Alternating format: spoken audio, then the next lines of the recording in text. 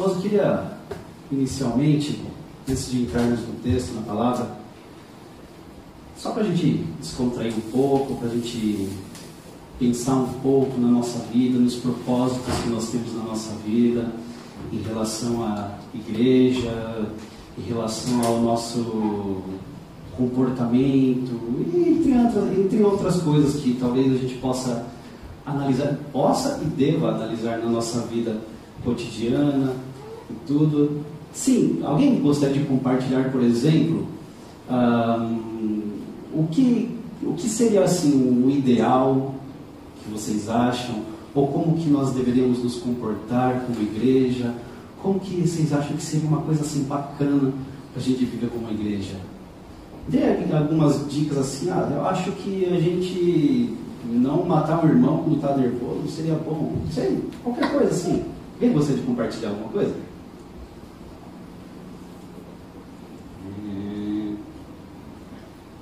Vou chamar pelo nome. A Dani? O que seria bom? Boa, Dani, amar uns aos outros. Legal, Dani. Legal, amar uns aos outros. O que mais? A gente acha que seria assim bacana. De novo, Dani? Se relacionar bem com os irmãos, perdoar. Verdade, seria bom perdoar. O que mais? O que, Dani? Dar um bom testemunho de cristão, falando da palavra de Cristo, né? Mas é interessante, com isso nós devemos pensar diariamente, né?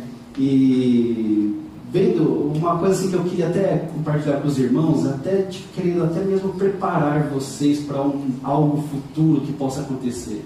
Enquanto nós estávamos expondo o Evangelho de João, eu até comentava com os amigos que parece assim que enquanto a gente passava pela história, via os ensinamentos do Senhor, via o comportamento das pessoas, João, né, o Pedro principalmente, no finalzinho do Evangelho nós vimos aquela transformação que o Senhor fez na vida dele, nós vimos tantas coisas, e parece que conforme nós íamos pregando, nós íamos estudando, compartilhando as coisas que aconteciam no Evangelho de João, parece que tudo ao nosso redor.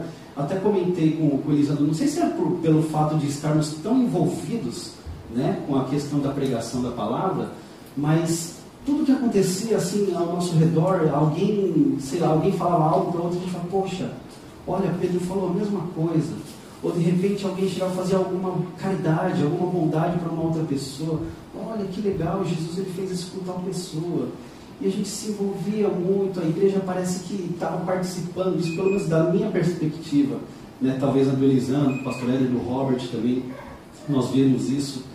E agora, entrando nesse livro de Atos, nós já começamos a viver algumas coisas, começamos a ver algumas coisas no texto, no caminhar desse texto, que agora nós vamos finalizar o capítulo 4, próxima semana entrará no 5, lógico.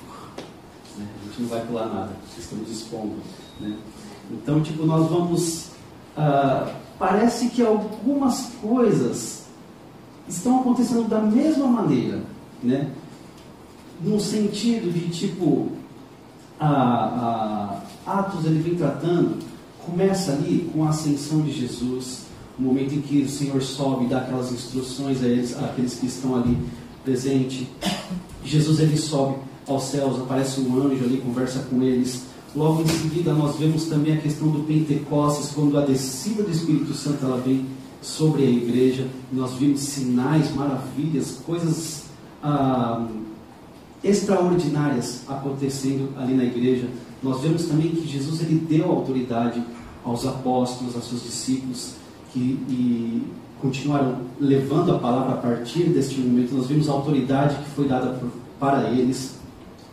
Em seguida, Pedro ele traz um discurso, e nesse discurso falando a respeito desse Jesus que outrora eles condenaram, crucificaram, ele ressuscitou.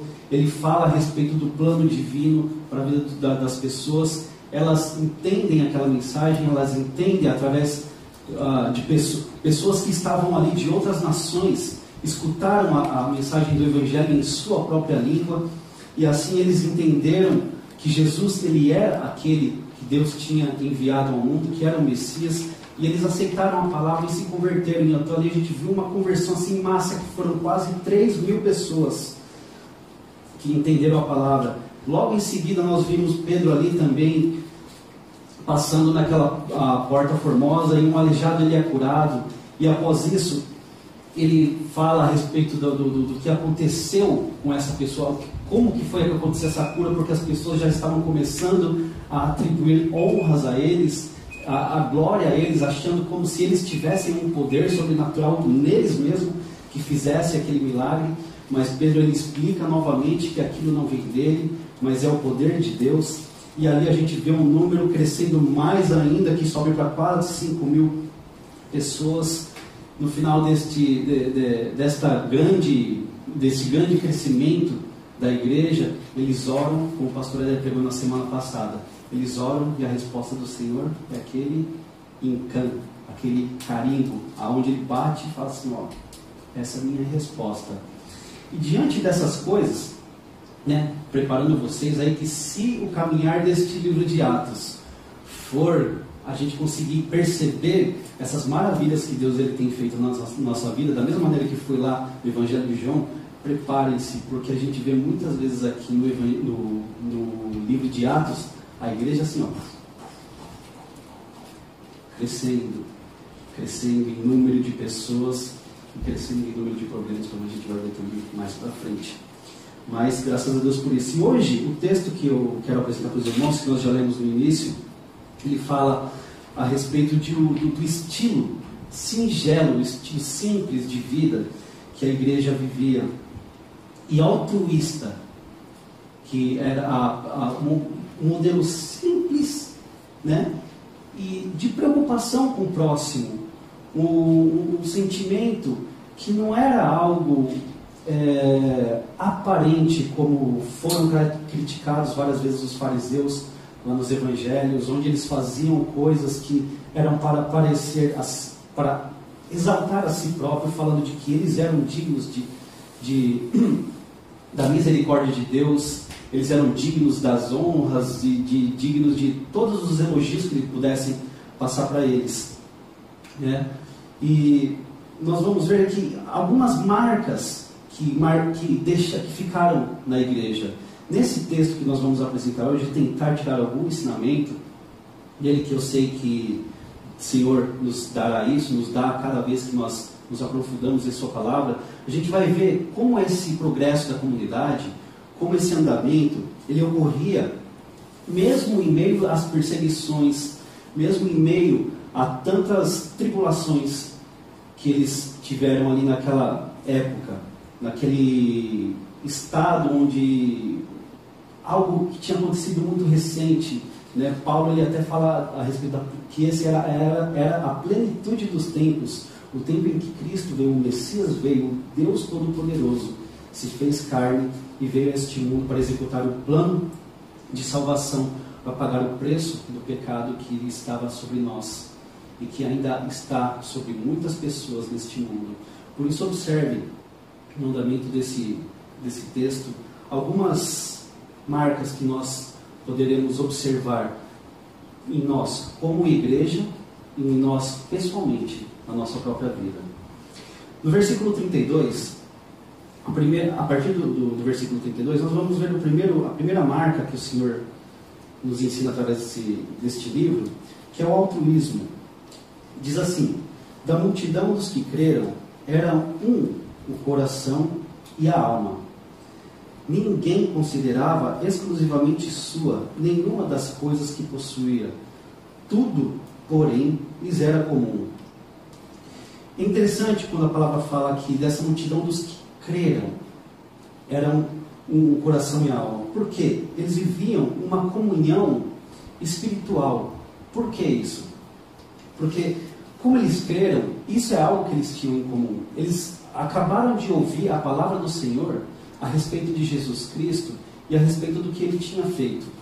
Eles se arrependeram dos seus pecados, que foi até o conselho que o Espírito Santo de Deus usou a pessoa de Pedro para poder falar para eles qual era a solução para aquela situação que eles estavam diante de um abismo e não tinha mais o que fazer. Eles achavam que ia cair, não tinha preço a pagar, não tinha como, eles não tinham outro caminho, uma segunda alternativa para eles se livrarem dessa penalidade do castigo da morte, que era o inferno. Então Pedro, cheio do Espírito Santo, fala para eles que eles deveriam se arrepender dos seus pecados. Então, por causa dessa mensagem, por causa deles terem crido nisso, a comunhão deles era espiritual. Nós cremos na pessoa de Jesus Cristo, nós cremos na mensagem desse evangelho, dessas boas novas que estão trazendo para nós, numa situação onde a gente não sabia o que fazer.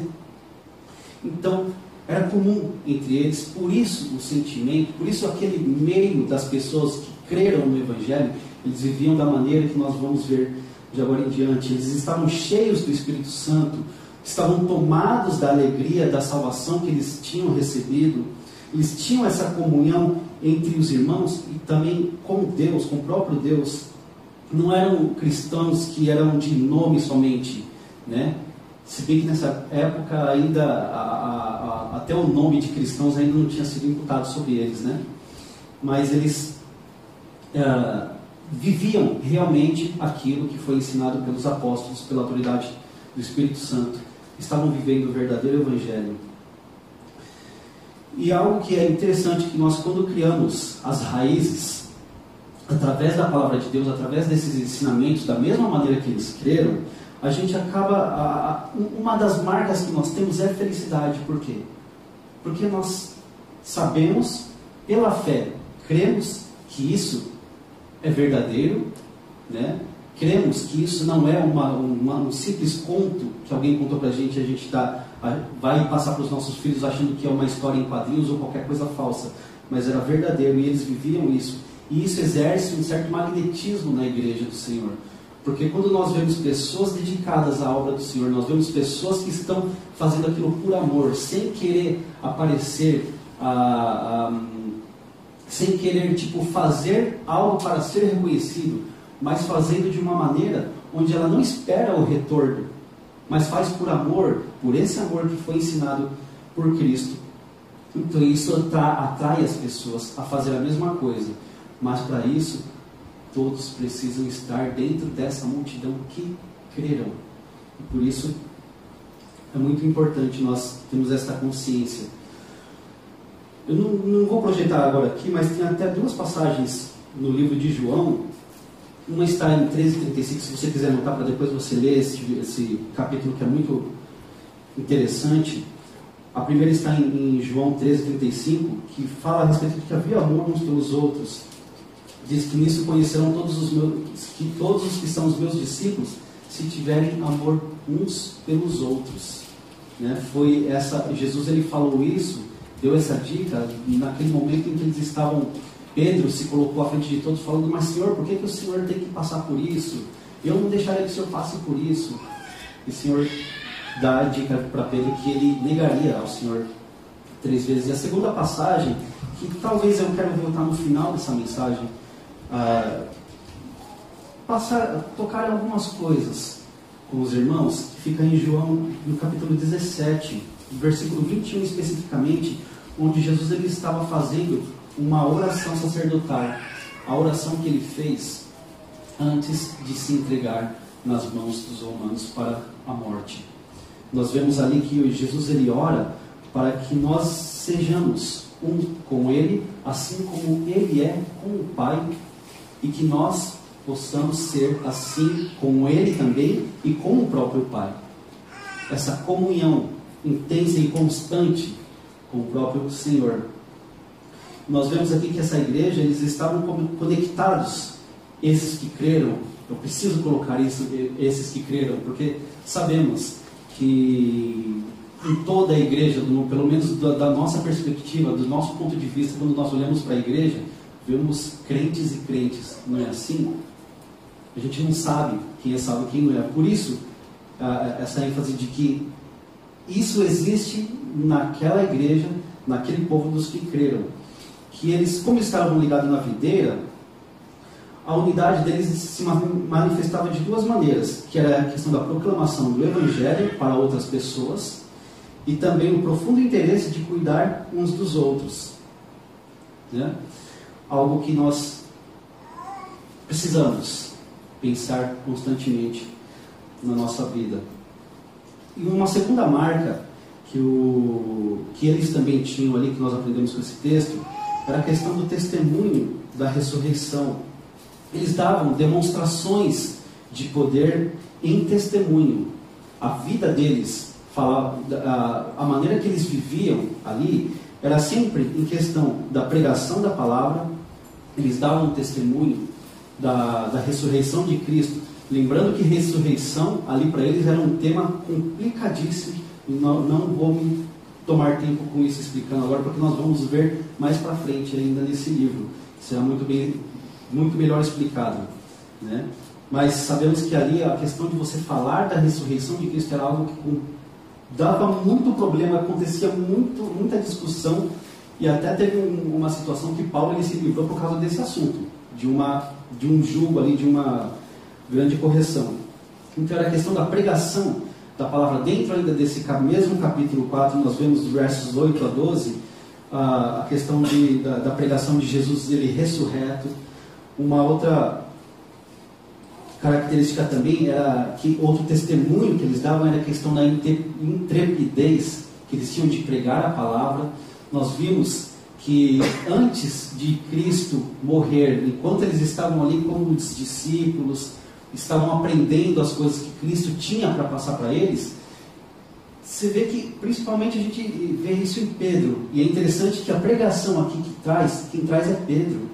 E naquela época, quando ele estava com Jesus, a tendência dele ou era 880, ou era fugir do problema, como ele fez nas vezes que ele negou, ou era ele chegar lá e cortar a orelha das pessoas porque queriam matar Cristo, né?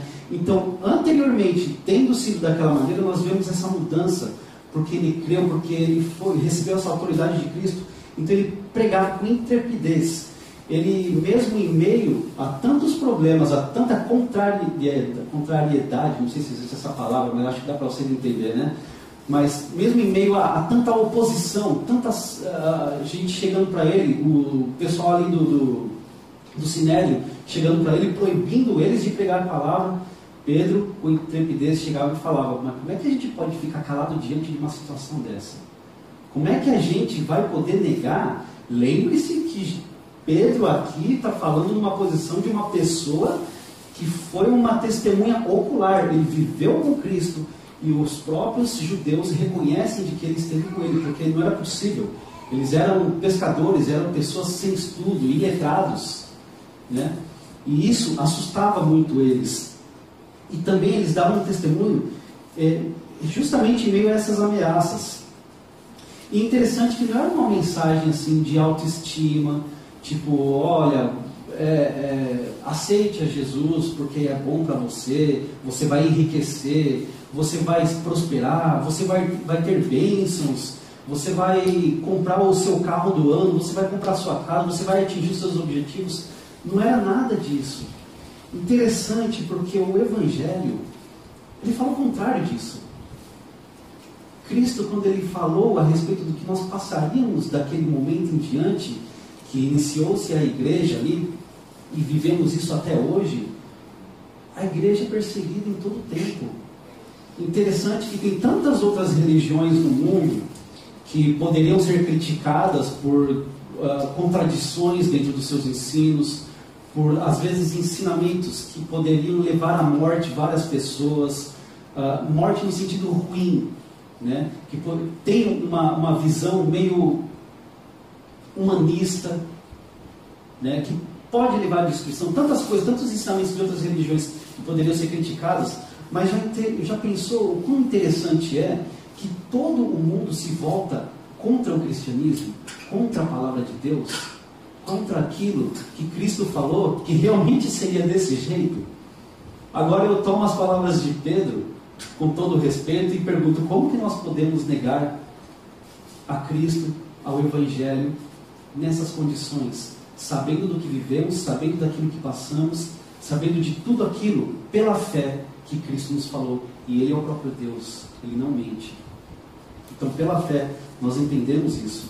Nós vimos ali também nesse texto a respeito que eles viviam abundante, com grande poder os apóstolos davam testemunho da ressurreição do Senhor Jesus. Em todos eles havia abundante graça. Eles viviam a graça tanto nos relacionamentos com as pessoas, mas principalmente no relacionamento com Deus. E é por causa desse relacionamento com Deus que eles tinham um bom relacionamento entre as pessoas também.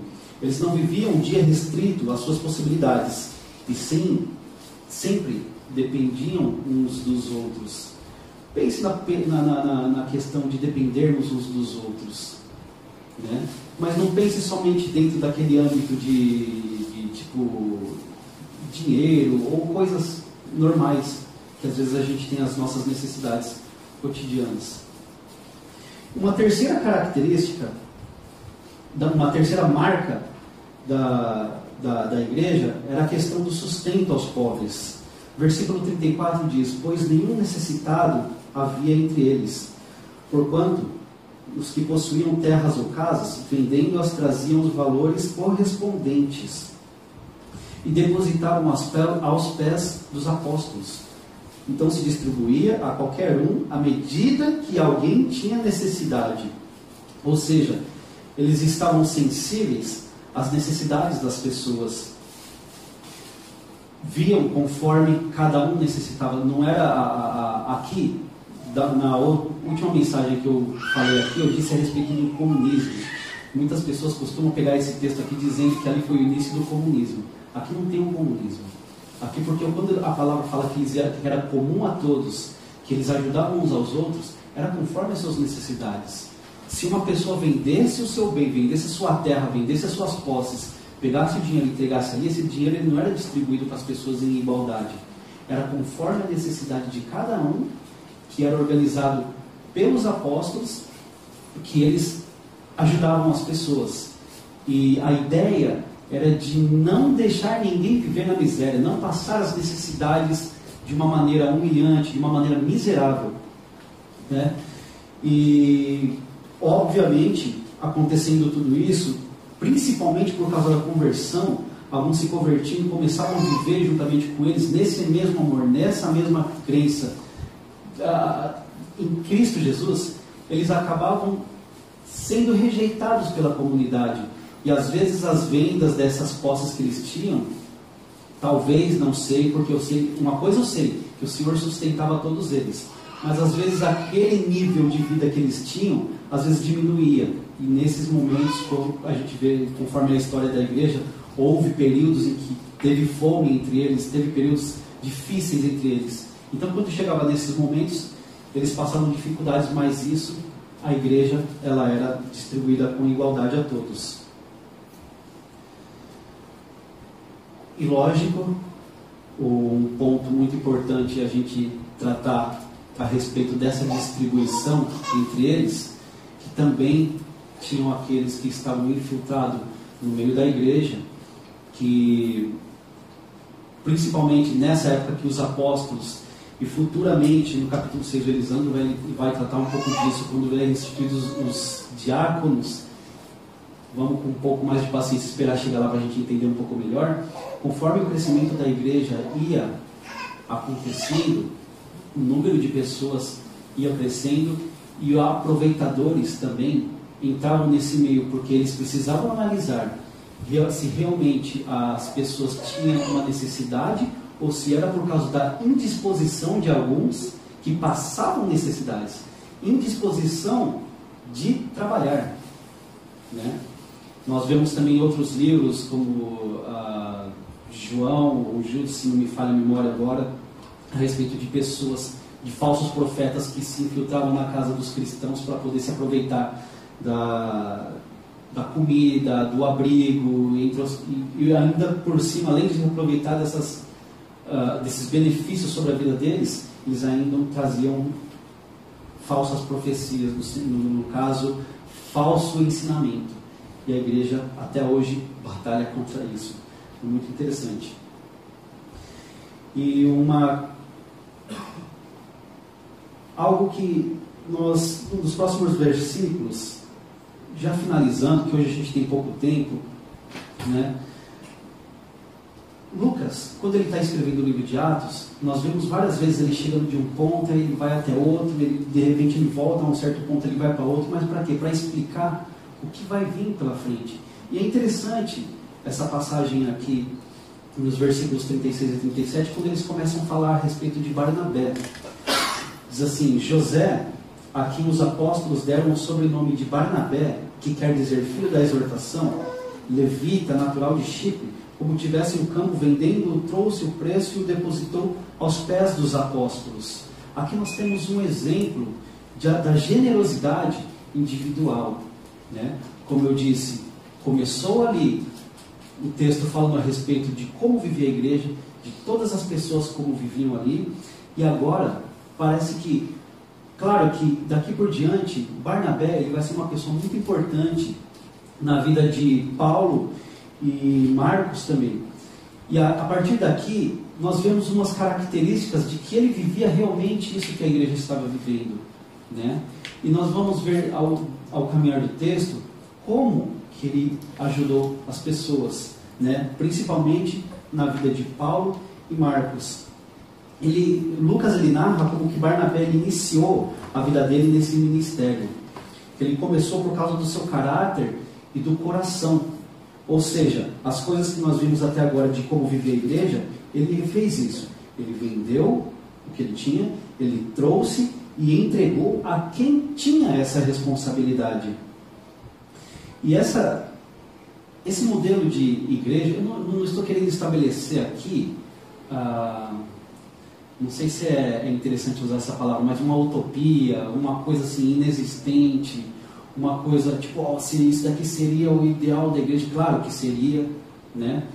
Mas mais do que isso ainda, nós sabemos, assim como nós vimos exemplos aqui nessa igreja primitiva de Jerusalém, como tinham pessoas que faziam todas essas coisas de coração e existiam muitos problemas ali, isso começa a partir de cada um de nós.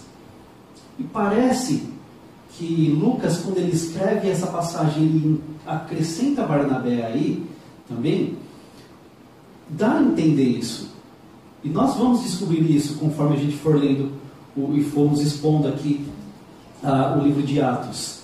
Então, algo que eu queria trazer para os irmãos, que essa igreja ela é para ser reproduzida hoje, acontecendo por nós, e por você, e por mim. Não limitando naquela ideia de que a gente precisa ver o exemplo de um para poder fazer. É importante isso? É. Por isso que nós devemos dar o exemplo. Assim como nós, por exemplo, acho que talvez que sente isso mais intenso seriam aqueles que são pais, porque vê as suas atitudes repetidas pelos filhos. E nem sempre a gente se agrada das atitudes dos filhos, porque a gente vai lá e corrige e de repente a gente percebe que são atitudes nossas.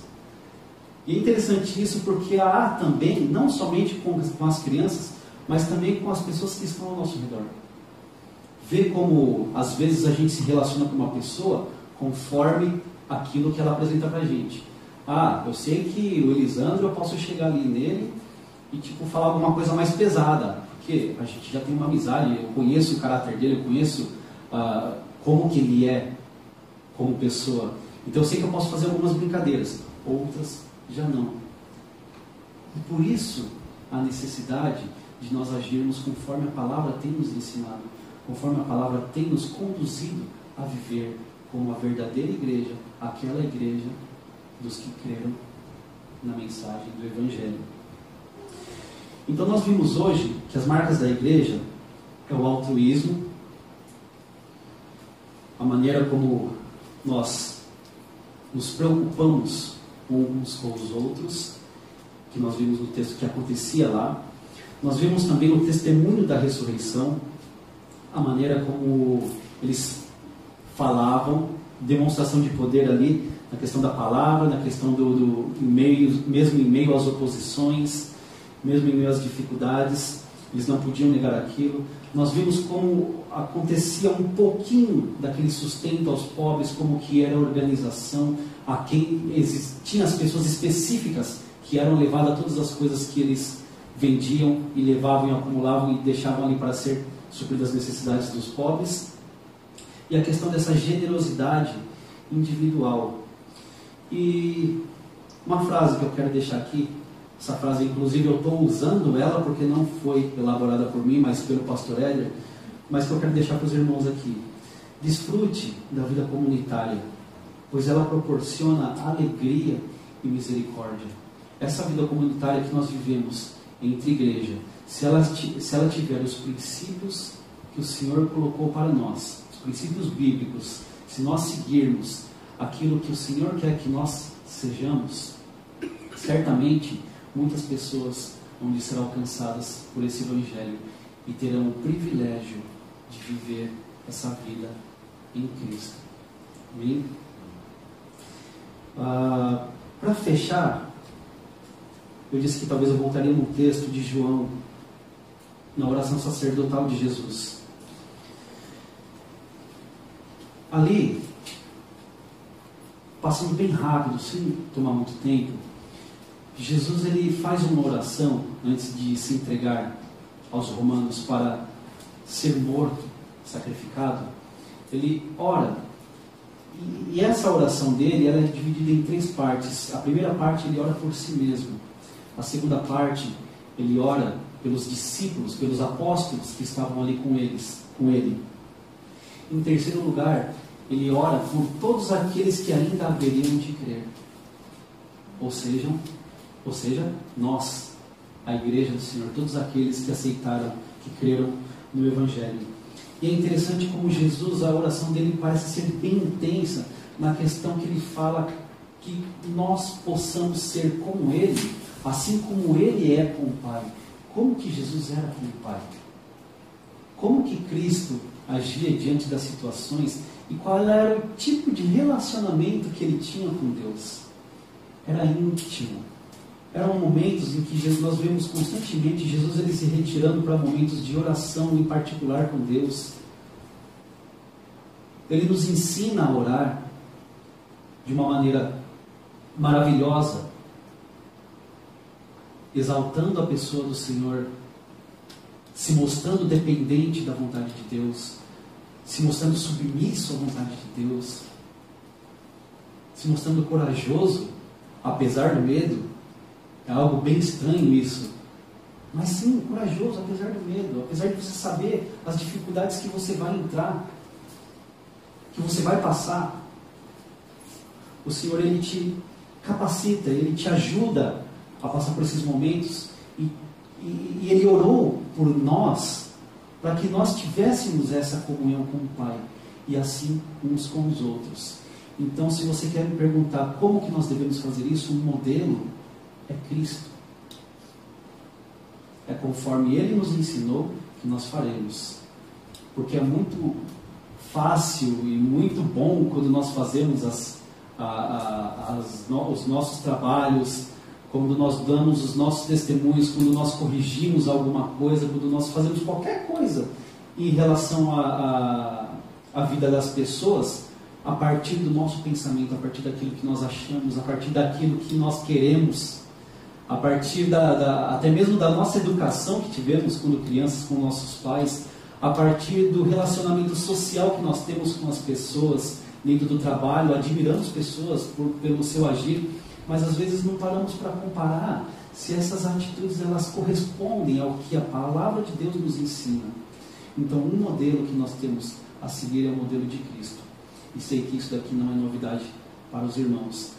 E a minha esperança e a minha oração, o meu desejo, é que não a partir de hoje, mas a partir de ontem, nós comecemos a viver conforme o Senhor tem nos ensinado.